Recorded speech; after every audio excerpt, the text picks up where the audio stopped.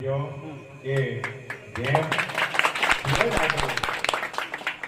સૂરજ આગળ અમે બધા બીજી પાંચમો વાળા અને આ બધા ટીચર લોકો છે એટલે સૂરજ આગળ દીવો કેટલો પ્રકાશ આપે તો વિનંતી કરીશ કે અમને પણ આશીર્વાદ આપો.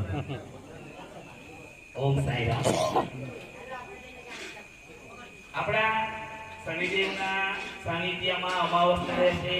પહેલા તો આમંત્રણ ને માન આપીને બધા ગામે ગામના લોકો આવ્યા. અમારા સેકન્ડ પોઈન્ટ તો સવાડાથી આવ્યા છે. બહુ દૂર. એકવાર નેટ પુલમાં ગયો તો ફરતા ફરતા રાતે દસવાડા જઈએ પાર કરવા. અમે દૂર ગયા ફરિયાદ દસવાડા કઈ જોયું નહીં પણ જોઈ લીધું. ગોઈમાં કામ બી નહીં જોયું હતું. હવે રસ્તા મોડે થઈ ગયા. કથામાં ગયા સદાનંદજી કહે તેમ આ બધું ને કવિ કહે તેમ આ સરસ મજાની વાત છે કે આ કઈ આકસ્મિક વાત નથી કે કા દેશ છે કા ફેરવી છે વચ્ચે વાકલ ફલદરા ફરતા ફરતા આપણે પહોંચીએ છીએ આપણા ધામમાં. બરાબર પંચલાઈ ધામમાં પહોંચીએ. એક કડી ભેગા થાય અને એમનું જ એક આશીર્વચન બાબાનું વાક્ય છે કે પ્રેમ ઇન્સાન કો જિંદા રખતા હૈ. આ શરણાનંદજીનું મંત્ર બેઠું છે જે દરેકને પ્રેમ કરતા શીખવે. તો એવું છે મિલે જો કડી તો એક જંજીર બને, પ્રેમ કા રંગ ભરો તો જિંદા તસવીર બને. જય સાહેબ. ખૂબ સરસ.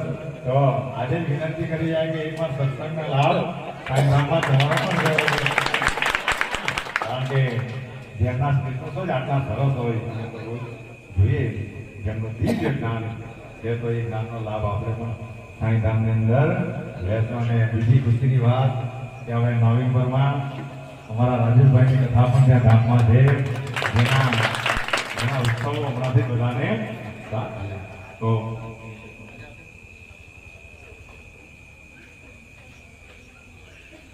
10 તારીખે પૂનમમાં જવાનું, 10 તારીખે વાર ગયો તો 9 તારીખે રાત્રે જવાનું 6 વાગે સાંજે 6 વાગે વાકલ સાંઈધામ પરથી બધા પૂનમમાં બધા પાંડેરા